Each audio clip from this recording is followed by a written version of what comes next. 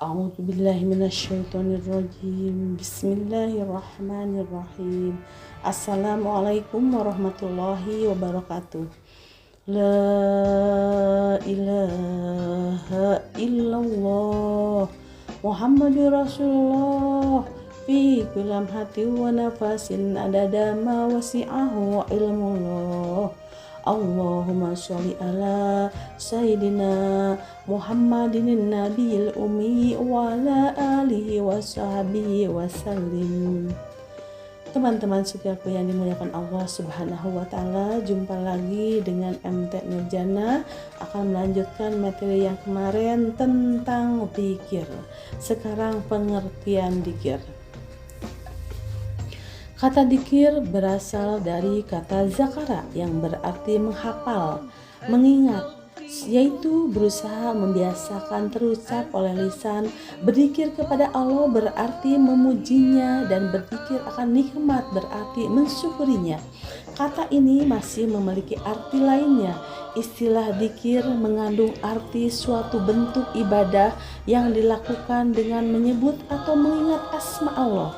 Dan yang disebut wirid atau jama' aurad adalah rangkaian dzikir yang dibaca pada waktu tertentu dan teratur. Dilanjutkan ke pembagian dzikir, ada dua. Yang pertama, dzikir dalam bentuk khusus dan dzikir dalam bentuk umum. Dzikir dalam bentuk khusus yaitu aktivitas mengingat dan menyebut asma Allah dengan kalimat-kalimat khusus berupa tasbih, tahmid, tahlil yang bisa dilakukan sendiri maupun berjamaah pada waktu tertentu, baik pagi maupun petang. Dzikir dalam bentuk ini menyangkut waktu dan tempat maupun bentuk pelafalannya, dinamakan juga dzikir muqayyad atau terikat, seperti firman Allah Subhanahu wa Ta'ala. A'udzu billahi minasyaitonir rajim. Bismillahirrahmanirrahim. Fi buyutin adinallahu an turfa'a wa yudhkara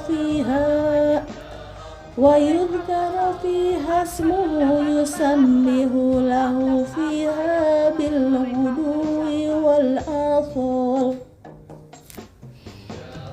Bertasbih kepada Allah di masjid-masjid yang telah diperintahkan untuk dimuliakan dan disebut namanya di dalamnya pada waktu pagi dan waktu petang. Al-Quran Surat An-Nur ayat 36. Adab berzikir dalam bentuk ini diantaranya adalah materi dzikir mesti bersumber harus dari Al-Quran dan As-Sunnah dan Al-Ulama.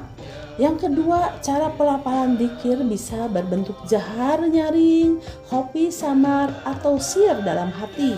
Dzikir bentuk khusus merupakan upaya melatih diri dalam mengingat Allah agar senantiasa melangitkan hadirnya hati kepada Allah. Sekarang, pembagian dzikir yang kedua yaitu dzikir dalam bentuk umum, yaitu mengingat Allah pada setiap saat dan tempat dan dalam berbagai aktivitas yang sesuai dengan tuntutan dan tuntunan Allah dan Rasul-Nya. Bentuk dzikir ini merupakan buah dari bentuk sebelumnya.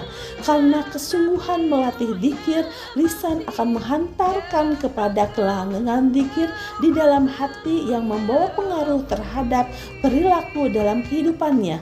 Dzikir dalam bentuk umum ini disebut sebagai dzikir mutlak atau bebas, yang tidak dibatasi oleh tempat dan waktu sebagaimana difirmankan oleh Allah Subhanahu wa Ta'ala.